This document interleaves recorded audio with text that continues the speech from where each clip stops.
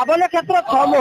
जहाँकि एवं आध्यात्मिक परिवेश सृष्टि होती गोटे पटे जगन्नाथ बतीस बेश अंपटे निताई गौरवर छप्पन मादल अर्थात ये अंचलवासी गोटे प्रकार आध्यात्मिक परिवेश सृष्टि कर पछपटे चित्र देखे आप देखु जे जो देखुं जगन्नाथ मूर्ति बस यहाँ लगिना 32 आहरी मूर्ति रही अर्थात जगन्नाथ जो 32 बेश रही ये 32 बेश को गाँव लोक एठाकार अंचलवासी उपभोग कर अर्थात जो साधारण लोक गरीब असहाय लोके पुरी जीवा अन्य स्थान जाकि जो दर्शन कर निज गाँव में दर्शन कर निजक गोटे प्रकार जहाँकि आनंदित और खुशी मन कर मो सहित ये कमिटी सभापति अच्छा जहाँकि गत वर्ष ठार ये कार्यक्रम कर कार्यक्रम चलती कौन लक्ष्य नहीं कि ये सब आरंभ करते ये कार्यक्रम आमर द्वितीय वर्षर कार्यक्रम यार प्रथम उद्देश्य थिला जो आमर कलिजुगर एवं उड़ियार आराध्य देवता श्री जगन्नाथ तांकर संस्कृति एवं तांकर गुणगान एवं तार प्रचार करवा लोक मान पाखरे जगन्नाथ संस्कृतिर जगन्नाथ भावनार जो भाव रही लोकों पाखे पहुंचाइबा आमर मुख्य उद्देश्य ता सहित आम प्रति वर्ष 56 मादल आयोजन कर नाम संकीर्तन कलिजुगर है नाम तेणु ये नाम संकीर्तन कृष्ण चेतना को जागृत करने आम 56 मादल 32 बेश सहित संयुक्त करूँ 32 बेश सहित 56 मादल नाम संकीर्तन चली अच्छे 31 तारीख अर्थात आसंता काली हूँ आमर ये नाम यज्ञर शेष दिन प्रत्येक दिन संध्यारे हजार हजार लोकंकर प्रसाद सेवन व्यवस्था आज लोकंकर भोजन चली आसंता काली हूँ आम शेष दिन एवं दिन में मुख्य प्रसाद सेवन व्यवस्था रही है 15,000 ରୁ 20,000 लोकंकर प्रसाद सेवन व्यवस्था और ये सबुर श्रेय हूँ ये अंचल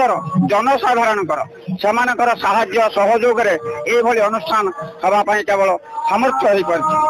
जगन्नाथ संस्कृतिर प्रचार प्रसार और गाँ लोकों भितर गोटे एकता आज एभली एक बड़ प्रोग्राम हो आयोजन कर मो सहित आउ जने स्थानीयवासी अच्छा जो मैंने कि प्रोग्राम को अरेंज कर लोक खुशी होती आपण मान कार्यक्रम जहाँकि आज हजार हजार लोक आसुँच खुशी मनाउं जगन्नाथ 32 बेश को देखा जहाँकि सौभाग्य पाऊँ कौन कहे आपणकर सर्वप्रथमे जहाँ ये उड़ीसा परिचित केवल भारत वर्ष नुहे समग्र पृथ्वी में स्वतंत्र परिचय सृष्टि कर जगह कालिया को मुझे प्रणाम जनाऊँगी एवं आमर ये 32 बेश 56 मादल कमिटी तरफ एवं मु ये कमिटीर कल्चरल सेक्रेटरी भाव में अगणित जगन्नाथ प्रेमी मोर ओडिशावासी को भविष्य प्रणाम जनाऊँगी आमर ये जो कार्यक्रम आम गत वर्ष आरंभ करूँ 2024 आम गोपी मोहनपुर ग्राम पंचायत अगणित जो नर नारी आबाल वृद्ध वनिता समस्त सहयोग ये जो कार्यक्रम आरंभ होता एवं वर्तमान आज द्वितीय वर्ष पदार्पण कर समस्त आर्थिक मानसिक शारीरिक जो साहाय्य ये अनुष्ठान आज दिन को दिन आग को बढ़िबार लगी आपड़ देखुं जो माहौल तैयारी होती 56 मादल कार्यक्रम चली हजार हजार भक्तों समागम एवं प्रत्येक दिन महामेली पर हजार हजार भक्त आम ये अन्नदान करुचु जहाँ आनंद प्रसाद सेवन कर आसंता काली आमर ये जो ऐतिह्य पड़िया ए 10 ରୁ 12,000 लोकों प्रसाद व्यवस्था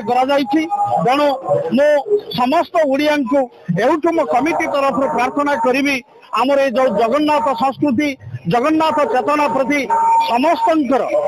भाव भक्ति भाव जागृत हो समस्त को ये जगह कालिया आमर घंट घोड़े रखु आम ओडिशार नाम को आहरी आग को नियंतु यही कामना समस्त को मो तरफ मो कमिटी तरफ पुणी थे मो अभिनंदन ज्ञापन करुच्ची धन्यवाद जय जगन्नाथ मौरमणि जी जगन्नाथ जहाँ 32 बेश देखापी विभिन्न दूर दूरांतर लोक आसुँच जगन्नाथ को दर्शन कर निताय गौरव 56 मादल चली कार्यक्रम देखुं अर्थात दीर्घ 8 दिन धरी ये अंचल पूरा गोटे आध्यात्मिक परिवेश सृष्टि होती या भर युवक अच्छा ये जो देखुं माहौल देखुं ये माहौल कौन कहे माहौल को लेकिन किभली भाव में लोक भर गोटे उद्वेग रोचे लोक आस देखुं केवल ए अंचल नुहे ए आखपाख समस्त अंचल समस्त जनसाधारण आज निजक यही जगन्नाथ प्रेम हजाई धन्यवाद ए कमिटी गोपीमोहनपुर ग्राम पंचायत वासी को जी की अशेष प्रचेषा फल आज एभली एक माहौल बा आध्यात्मिक परिवेश सृष्टि कर अशेष अशेष धन्यवाद गोपीमोहनपुर ग्राम पंचायत वासी वृंद को यही केवल वृद्ध नुहे समस्त युवक मान जगन्नाथ संस्कृति जगन्नाथ चेतनार जो उज्जीवित होती अंचल पावन क्षेत्र छह मौज तथा ए जो 32 बेश कार्यक्रम समस्त मन भितर भरी एक भक्तिमय परिवेश ता सहित जो प्रसाद सेवन अन्नदान महादान यही विषय भाव में प्रतिक्रिया नौलु जगन्नाथ 32 बेश देखापी विभिन्न अंचल लोके आसुँच 32 बेश जहाँकि जगन्नाथ दर्शन कर जो 2056 मादल जो रोचे देखुं अर्थात 8 दिन धरी जो कार्यक्रम चली आसंता काली उद्यापन हो उद्यापन लोक अन्न महोत्सव रखा आप देखते पुरी श्रीक्षेत्र जमीक डंका तले कथा कहतु जदि कह जो प्रसाद मिले ये से प्रसाद लोक मैंने अर्थात जो साधारण लोक गरीब लोक जो पुरी जाकि जगन्नाथ को देखा प्रसाद खाଇବା संभवपर होनी से जाकि गाँ गहली जगन्नाथ को देखुं प्रसाद सेवन कर बालेश्वर जिला जयेश्वर सुशांत मंडल कड़क न्यूज।